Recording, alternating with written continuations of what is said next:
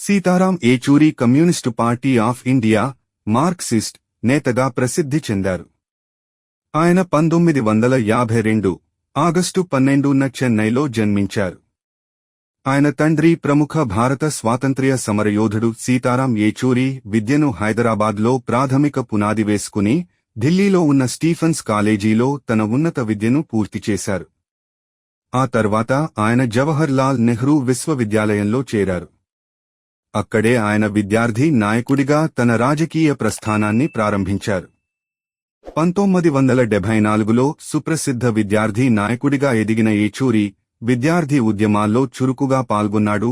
1975లో emergency సమయంలో ఆయన అరెస్టుకు గురై జైలు పాలయ్యాడు. ఆ తరువాత సిపిఎం రాజకీయ నాయకుడిగా వివిధ హోదాల్లో పార్టీకి సేవలందించాడు. 2015లో ఆయన సిపిఎం ప్రధాన కార్యదర్శిగా ఎన్నికయ్యారు.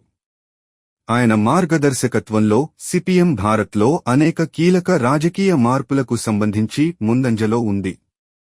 సీతారాం ఏచూరి రాజకీయ పరంగా మాత్రమే కాకుండా వ్యాసాలు, పుస్తకాలు రచించి సామాజిక అంశాలపై కూడా తన అభిప్రాయాలను వ్యక్తపరిచారు.